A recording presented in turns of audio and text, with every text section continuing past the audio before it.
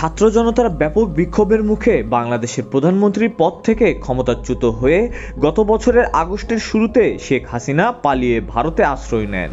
নাটকীয় এই পাট পরিবর্তনের পর একে একে বের হয়ে আসছে সাবেক স্বৈরাচারী সরকারের গুম, বিচার বহির্ভূত হত্যাকাণ্ড সহ মানবাধিকার লঙ্ঘনের ভয়াবহ নানা চিত্র। এমনই একটি তদন্তে দেখা যাচ্ছে ক্ষমতাচ্যুত সাবেক সরকারের আমলে অন্যান্য মানুষের সঙ্গে শিশুদেরও গোপন কারাগারে আটক রাখতেন শেখ হাসিনা।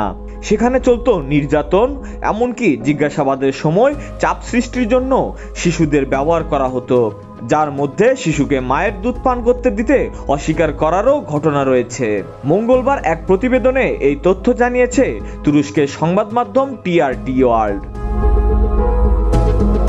সংবাদ মাধ্যমটি বলছে, বাংলাদেশের গোপন আটক কেন্দ্রে বন্দী শত শত লোকের মধ্যে বেশ কয়েকটি শিশুও ছিল বলে জানিয়েছে বর্তমান ক্ষমতাচ্যুত প্রধানমন্ত্রী শেখ হাসিনার আমলে জোরপূর্বক গুমের তদন্তকারী একটি কমিশন। তদন্তকারী এই কমিশন মঙ্গলবার তার প্রাথমিক প্রতিবেদনে বলেছে, অন্তত অর্ধ ডজন শিশু তাদের মায়ের সাথে মাসের পর মাস জেলের ভেতর কাটিয়েছে।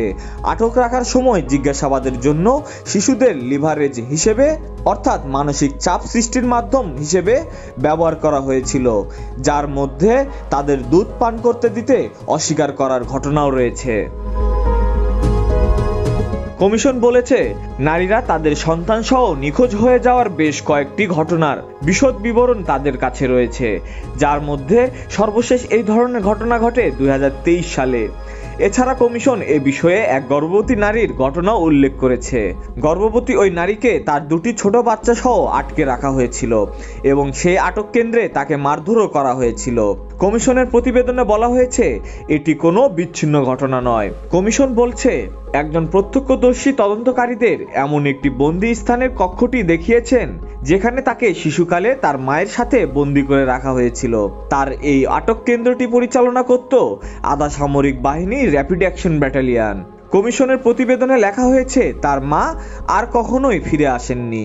অন্য একটি ঘটনায় এক দম্পতি এবং তাদের শিশুকে আটক করা হয়েছিল এবং জিজ্ঞাসাবাদের সময় বাবাকে চাপ দেওয়ার জন্য মানসিক নির্যাতনের অংশ হিসেবে শিশুটিকে মায়ের দুধ খাওয়ানো থেকে দূরে রাখা হয়েছিল।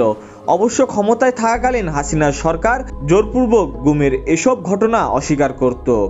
সাবেক এই সরকার দাবি করেছিল, নিখোঁজদের মধ্যে কয়েকজন ইউরোপে পৌঁছানোর চেষ্টা করার সময় ভূমধ্যসাগরে ডুবে মারা গেছেন। কমিশন বলছে, নিরাপত্তা বাহিনীর হাতে অপহৃত প্রায় 200 বাংলাদেশি এখনও নিখোঁজ রয়েছেন। কমিটির সদস্য সাজ্জাদ হোসেন বলেন, কিছু ভুক্তভোগী তাদের নির্যাতনকারী কর্মকর্তাদের সঠিকভাবে চিহ্নিত করতে না পারলেও তাদের জবানবন্দির মাধ্যমে সেই সব বাহিনীকে চিহ্নিত করা যাবে যারা এই নির্যাতনের ঘটনায় জড়িত। সাজ্জাদ হোসেন বলেন, এই ধরনের ক্ষেত্রে আমরা কমান্ডারকে জবাবদিহি করার সুপারিশ করব। ভুক্তভোগীদের পরিবারের ওপর এসব ঘটনায় বহুমুখী ক্ষতিকর প্রভাব সৃষ্টি হয়েছে, আর সেটি গুরুতর মানসিক আঘাত থেকে শুরু করে আইনি এবং আর্থিক চ্যালেঞ্জ পর্যন্ত বিস্তৃত।